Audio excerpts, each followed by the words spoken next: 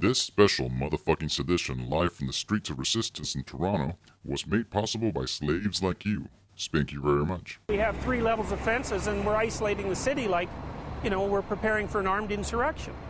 So, and sometimes you get what you prepare for. And then you think you were right all along. It's the end of the world as we know it. I feel fine. Good morning, slaves, and welcome to another edition of It's the End of the World as we know it and I Feel Fine. The show that pushes peeps over the motherfucking fence. I am your host, the Stimulator, and speaking of fences, on the first day of the rebellions against the 20 gangsters of the capitalist mob, I decided to take a peep at the 5-mile-long fence that has taken over downtown Toronto. The fence was built to protect poor people from out-of-town hooligans who plan to burn and loot their neighborhoods. Not. The Freedom Fence is actually there to make sure anarchist troublemakers don't spoil a party for the global slave drivers, and with a budget of $1 billion and thousands of pigs patrolling the perimeter, well, one can only see who has the upper hand. Here's Anna from Toronto commenting on the Freedom Fence. It's ridiculous. It's a lot of money. I think the money could have gone to better causes, especially with all the protesters talking about what they need the money for. The money could have gone to them. But the motherfucking Resistance does not give a flying fuck about no motherfucking Freedom Fence, and on the first day of the week had a mini gathering to test the waters of the police state. This police state is a massive mistake. We're about to see fascism state, so before it's too late, start smashing the state, break the banks. Don't give the bankers a break. They give orders to the pigs in the streets and give them quotas to meet. Power tripping when they holding the heat. Big brother's watching and he knows where you sleep.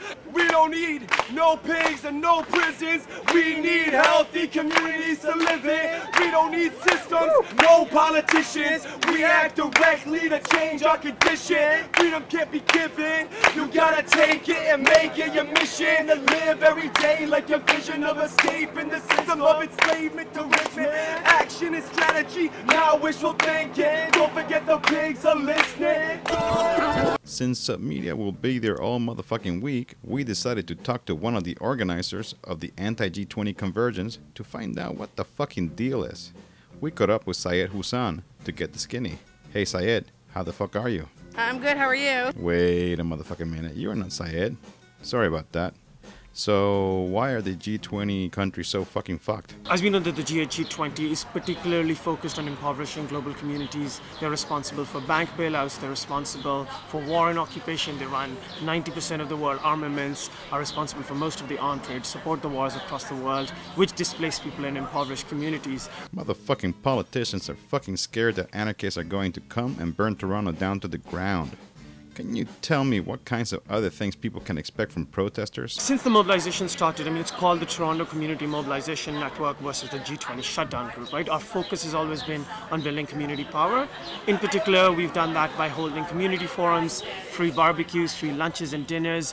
We've organized dozens of them in the last 8 months. We've been going into immigrant communities, we've been going into shelters, we've been going into welfare lines, waiting, talking to people. And this is a dual process. We're not just saying, hey, come to the demonstration. We're saying, what are your issues? What are your concerns? How can we actively work to challenge them? That includes a protest, that includes a forum, that includes a direct action at their workplace or at their landlord's house, whichever it is. We're using this moment to build community power. The media keeps focusing on the security of these motherfucking gangsters, but Toronto pigs have been known to kill peeps left and right.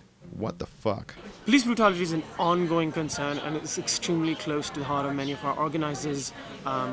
Every day I hear about friends and families who are being pulled over, people who are harassed and intimidated. I've done workshops in Jane and Finch where the police have just barged in, just walked around and just walked out. And so there's ongoing harassment and intimidation.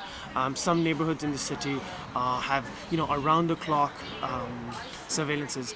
The Toronto police has been involved in 500 deaths in the last 5 years. They've tried themselves 31 times and acquitted themselves 31 times. Just recently, an 18-year-old young man from Jane Finch, was beaten to death. His neck was broken, he had severe bruising and contusions, and they said that he had a heart attack. I mean, these are lies, these are huge concerns, and the community is mobilizing. We are working to produce a stop watch. So the ongoing police brutality is a concern. This is the last time the G8 will meet, and it will morph into a larger criminal syndicate called the G20. What's the fucking deal? The G8 should have been replaced the last time it happened. I think the shift towards G20 is a co-option. It tries to put out the idea that now, 2/3 of the world's population are represented, and it's absolute nonsense. I mean, what we know is that the G20 leaders collectively have a 30% popularity rate. What we do know is that in the poorer nations, the elites rule, and in the rich countries, the elites rule. So this is just a convergence of the interest of the few and the elite. And this is most significantly showcased when, prior to the G20 meetings in Toronto, will be the meetings called the B20. And the B20 is a meeting of chief business executives from these 19 countries, plus the EU, as well as members of the IMF and WTO, that will come together and set for themselves an agenda. And then they will have direct interaction with the G20 financial institutions and premiers over the actual weekend. So those are the interests. So whether it was the G8, the G20, or the G198, the interests of most of the people on the planet are not being represented. Thanks, Syed. And that about does it for this edition of It's the End of the World, we know what I feel fine. Big ups to all the peeps who helped get our dream team to Toronto. Edmund, Martin, Sakura, Michael, Rodney, Dan, Birgit, Annie, Paul, and Andy. Propachu. Stay tuned this week for more updates from the streets of resistance on my fucking website, Stimulator.tv.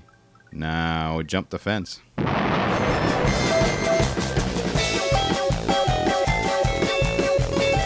Remember, kids, you can podcast high-quality video of this show at submedia.tv.